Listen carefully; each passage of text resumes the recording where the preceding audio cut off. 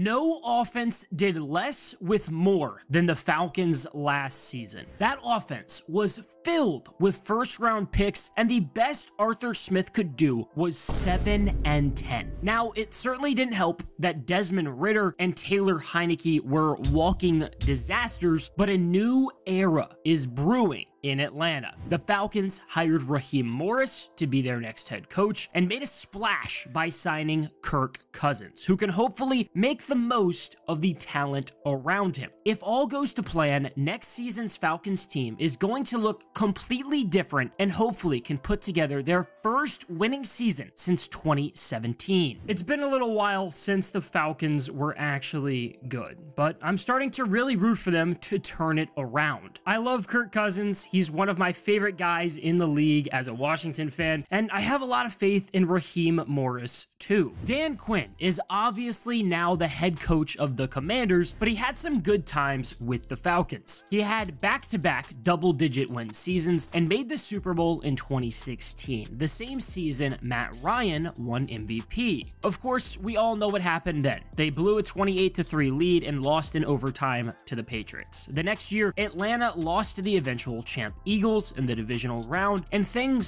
slowly started falling apart. The Falcons went 7-9 the next two seasons, and then after an 0-5 start in 2020, Dan Quinn was fired. No more Dan Quinn, and that was the first year without Julio Jones on the roster too. Matt Ryan stuck around for year one of Arthur Smith and then was traded away to the Colts. Smith got 3 seasons in Atlanta before getting fired. He went 7-10 each year. It wasn't good enough, and the Falcons had to move on and hired Raheem Morris, a familiar face. He was with the Falcons from 2015 to 2020 and was last their interim head coach once Quinn was fired. He knows exactly what it's like to coach in the ATL and was there for a lot of success under Dan Quinn. Not only that, he already has a previous relationship with now quarterback Kirk Cousins. Everyone knows that 2013 Washington staff that had current NFL head coaches Kyle Shanahan, Sean McVay, Matt LaFleur, and Mike McDaniel. Another name on that list is Raheem Morris, who is getting another shot at being a head coach. He did go 10-6 as the Buccaneers head coach in 2010, but only won 7 games in his other 2 seasons combined. He got fired after the 2011 season as Tampa Bay lost their last 10 games of the season, and Morris joined Mike Shanahan in Washington. There certainly is a stigma behind retread head coaches, and that's understandable, but some of the best head coaches of all time have been retreads. I really just think the key is having a viable quarterback. Raheem Morris had 3 different quarterbacks start for him when he was with the Bucks: Josh Freeman, Josh Johnson, and Byron Leftwich. Josh Freeman had a good couple of seasons in the pros, but mostly didn't work out as a first-round pick. Josh Johnson is the ultimate journeyman quarterback and is with the Ravens right now. Finally, there was Byron Leftwich, who had started a lot for the Jaguars over his first 4 seasons before he got to the ATL, and was last the Buccaneers offensive coordinator in 2022. Josh Freeman just wasn't the ultimate answer at QB, and that didn't help Raheem Morris stick around in Tampa Bay. Really, Arthur Smith didn't have much of a better situation himself in Atlanta for his 3 seasons. Yes, Matt Ryan was a reliable veteran and an all-time Falcon great, but it wasn't pretty after he was sent to Indy. Desmond Ridder was a 3rd rounder and wasn't the future. It wasn't very hard to tell. In 2 seasons, he threw for 14 touchdowns to 12 interceptions and rushed for 5 touchdowns. He's now off in Arizona after getting traded for Rondale Moore straight up. Ahead of last season, Taylor Heinicke was signed to back up Ridder after starting 24 games over 2 seasons in Washington, but he struggled with the Falcons, throwing 5 touchdowns to 4 interceptions and rushing for a score in 2023. Now, the new guy for Falcons fans to rely on is a different former Washington quarterback, Kirk Cousins. Kirk Cousins is a guy that I've watched a lot of over his career, and I'm really excited to see what he can be in Atlanta.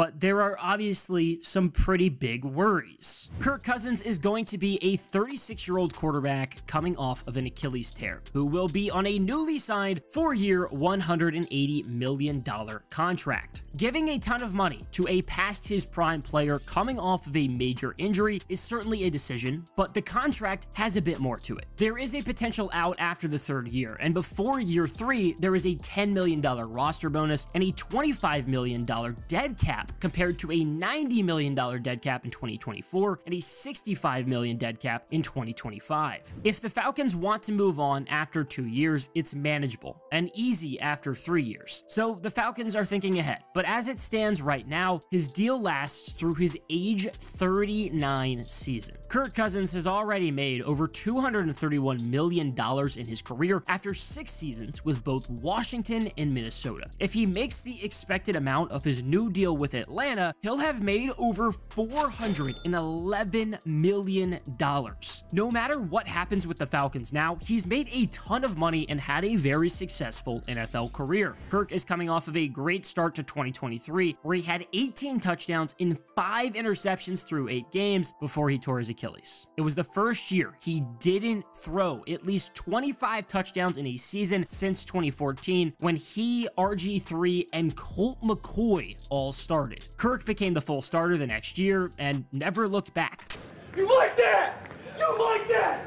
He's proven to be a very good, reliable NFL quarterback, and it's not hard to see why the Falcons would want him in their building. Arthur Smith wasn't able to get the best out of his offensive talent, and his quarterback situation didn't help. Now it's time to see if Raheem Morris can, and it'll come with Kirk Cousins behind center. Of course, offensive coordinator Zach Robinson is going to be a big part of the Falcons' offense going forward. He had been with the Rams since 2019 and was their quarterbacks coach last season before leaving Los Angeles with Raheem Morris. The big question in 2024 is going to be how much better the offense can be with Kirk Cousins running the show with Zach Robinson. The big ding on the Falcons under Arthur Smith was the lack of production by their elite offensive weapons, and hopefully that actually changes now. Arthur Smith had a first-round selection in each of his first 3 seasons as the Falcons head coach, and each year he took a very talented offensive weapon. But the criticism was that he never used any of them correctly. Kyle Pitts is the big one, who Atlanta took 4th overall in 2021. We're talking about the highest drafted tight end in NFL history. He did have a good rookie season with over 1,000 yards, but was never used effectively as a red zone threat. Pitts did double his touchdown output the next season with 2. He did only play in 10 games before he tore his MCL, but only had 356 yards. It was disappointing, and now he's coming off of a season with 667 yards and 3 touchdowns. He's shown talent, but it always felt like Arthur Smith could and should have done more with him. In 2022, the Falcons took Drake London 8th overall. He stepped into the league and put up 866 yards and 4 touchdowns, and just followed it up with 905 yards and 2 touchdowns this past season. He's clearly talented, but wasn't able to make a jump in his sophomore season. Like Pitts, his quarterback situation hasn't exactly helped. It's important to remember that Pitts' good rookie year was with Matt Ryan. Then there's Bijan Robinson, who the Falcons took 8th last year. Taking a running back that early was certainly a perplexing decision, but there's no doubt Bijan is a great player. Even after taking him high, Tyler Algier was still a focal point in the run game at times, and Bijan didn't see many red zone carries. He had 976 yards and only